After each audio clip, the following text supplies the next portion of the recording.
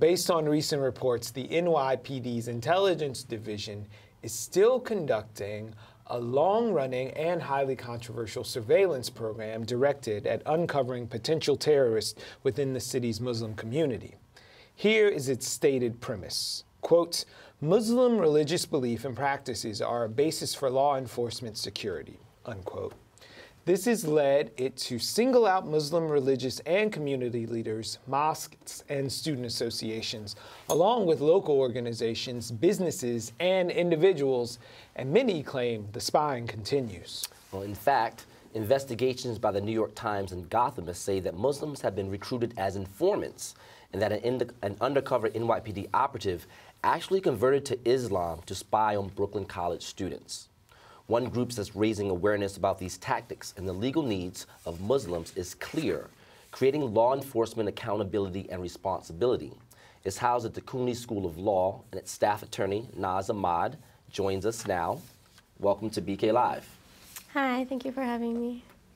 And by phone, we'll also talk with a woman, a graduate student, who says she's been targeted by the NYPD, and we'll address her as Samia. Hi. So under a month ago, we had this decision from the federal court that, okay, it reversed the lower decision that happened in New Jersey. So now people who were surveilled can actually bring a complaint and get some relief from New York City. But the program, in your opinion, is still up and running. So we don't have a lot of transparency about the extent to which the program is still up and running. So de Blasio announced that the demographics unit has been disbanded, but we don't know anything about any records that were kept or are being kept. We don't know anything about their current use of informants and undercovers. We don't know the extent to which they're still conducting blanket surveillance of communities. And just to specify, that lawsuit applies to people in New Jersey. Right. There's a separate lawsuit in New York. Okay. Can you tell us about the work you're doing with CLEAR?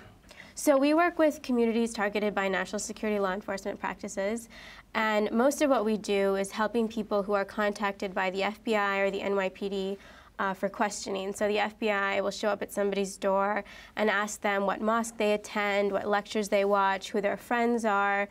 It's very clear they're not investigating a crime. They're just fishing for information. We also help people who have travel-related issues, so people who are on the no-fly list or who go through secondary screening every time they fly.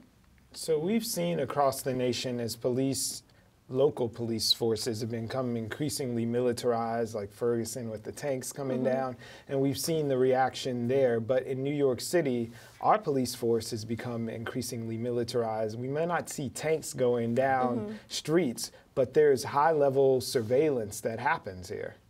Yeah, that's absolutely correct. And one thing that we also don't have transparency about is the extent to which they're conducting cyber surveillance of people, not just I forget what the operation was under Ray Kelly, but they had an operation targeting people, gangs on Facebook, and using that as a way to do arrests. We also don't know the extent to which they're monitoring people's online activities and using that as a way to show up at somebody's door and ask them about what videos they're watching. Okay. Now, Samia, can you hear me? Yes. Okay, we'll bring you into the conversation. Can you tell us about your experiences with this and how you first became aware that you were a target? I mean, I think for many of us in the Muslim community, especially young kids, high school level, college level, students, I think for many of us, we just there was this knowledge that some kind of surveillance was happening, that our communities were being targeted. There was sort of like urban legend about informants and, people being entrapped. And then when the 2011 reports came out, the AP reports came out, it kind of just confirmed these suspicions that we just, within the community, used to tell each other about, like stories of like people that we knew and whatnot. And so 2011 was also the year that that Mel had come into our lives. And this was months before the reports came out. And so, like, I didn't immediately suspect her, but it was, I think, a couple of months in early 2012-ish I started getting these suspicions, that we would see her at every event. She would, All right, kind of... Before you go any further, you've buried the lead there, as we say in the business. There's a person who the NYPD admittedly was working for them, an investigator who was coming and essentially embedded herself into Brooklyn College, into the CUNY system at a Muslim student group, and converted to Islam in front of you guys and really ingrained herself in the community and was working for the NYPD. Right. And then you can pick it up from there. So this woman shows up at a student group and all of a sudden is everyone's best friend. Right, exactly. And so she really enmeshes herself in all of our lives, in our club, in our organizing. And so for me as a student, especially an undergrad at the time, when I was really active with the MSA, which is our Muslim Student Association, a group that was also listed on the AP reports as one being targeted, it just immediately, for me, it was like, who can I trust? Who in my social circle has, purposefully put themselves in this position for the purposes of spying on me? And so I can't trust my friends. I can't trust, even classmates. Is there something I'm going to say within the class that will be recorded, that will be held against me? And so it's really stifling and really chilling, especially in a college environment where me, my peers, all of us are starting to, come into our identities, trying to explore different things. And then I feel like I'm being stifled because I can't explore certain areas for the sake of, well, perhaps this may be a bit dangerous, or this may be controversial, or maybe somebody might be, kind of spying on me for those purposes. So who did she bust? What did she get? So she ended up latching on to a couple of my friends, and she would kind of bring up conversations around jihad and violence and, things that are normally affiliated with terrorism and things of that nature. She ended up actually, coming across two other women within our community, and earlier this year they were arrested.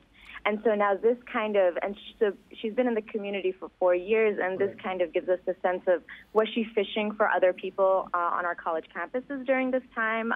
Could it have been any one of us that she ended up, latching herself onto and sort of ensnaring us in this kind of rhetoric around violence? And to be clear, as I understand it, those women were from Queens, and they had no nothing affiliation to do with the college or your group, the MSA, at all. No, they weren't affiliated with the MSA, but they knew many people within the MSA. And so how this kind of works is that even if you're not necessarily a part of the college campus, there are other events in various mosques and community centers that we will be able, I knew these two women. I knew who they were. Well, she even participated in the wedding services of one of your friends, to my understanding. She was a bridesmaid in the wedding. She was a bridesmaid, yeah. And so that was a bit horrifying to find out that, somebody who's not even just enmeshed within sort of like a college environment, but also into our very personal, intimate lives, is not actually a friend of ours, is working for the NYPD. So, Naz, we're listening to this right now. The NYPD has also went so far as using a kids' sporting league to spy on Muslims. What are some of the other tactics that you've been made aware of?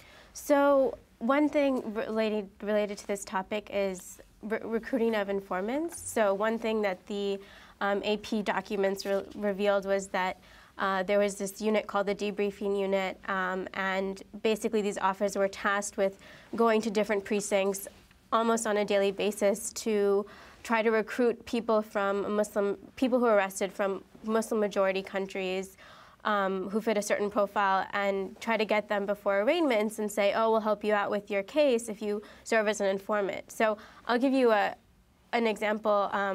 For us, recently, we had somebody who was approached to become an informant. He had a very old ticket from jumping a turnstile from years ago.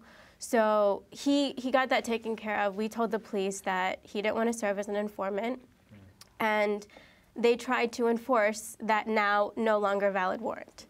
So, these tactics are still being used. We don't know the extent to which their surveillance still continues. So I want to ask you on the phone now, what you feel when you hear someone say, if you have nothing to hide, then you have nothing to fear. I think that kind of language isn't just from without the community. It's often within the community that Muslims themselves kind of reassure themselves, well, we are not saying anything wrong. We're not doing anything wrong. So it's okay if like there's informants or undercovers because, what's there to lose?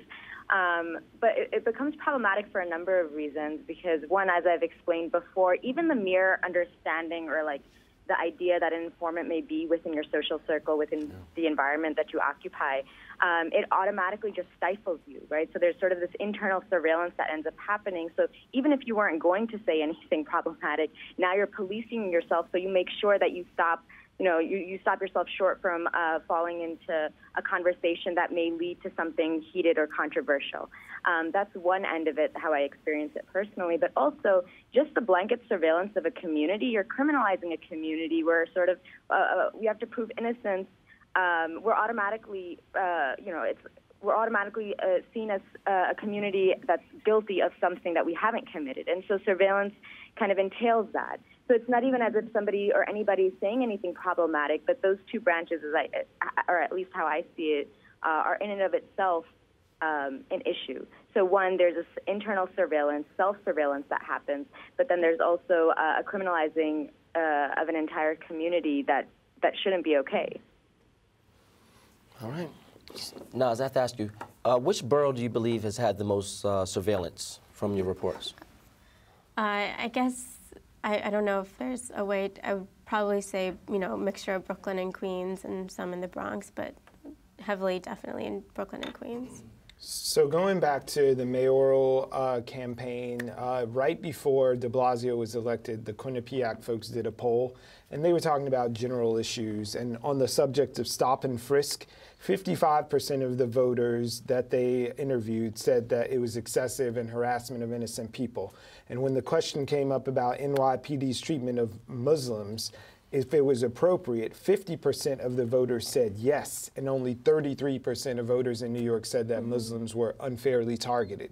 So what are you up against in terms of changing laws as well as changing people's perceptions if you want to end blanket surveillance? Right, so I think that touches on an important point, that this idea that all Muslims are inherently suspicious is not just one that's propagated by the government, but it's also widely felt among society, and those two things feed into each other. So that the government applies radicalization theories that are flawed and set up all Muslims as inherently suspicious feeds into latent Islamophobia and contributes to people thinking that Muslims are fair targets. And yes, obviously we are fighting, I think, a more difficult public fight than stop and frisk, but that doesn't mean that I think that it's a hopeless cause. Okay. Now, when you were talking about those indicators of radicalization, just to point that out, that's from the NYPD's standpoint, that's wearing traditional clothing, not smoking or drinking, and just being involved socially, which just, sounds like college students to me. So, last words, and if people are experiencing harassment, how can they reach out to CLEAR? Right, so we're located at CUNY School of Law in Long Island City. Our phone number, you can reach us at 718-340-4558, and you can call us. We don't usually refer people out unless there's a conflict issue. And I guess I would say that the most important thing right now is to push forward in terms of getting a sense of the extent to which any of these practices have stopped, if at all. Okay.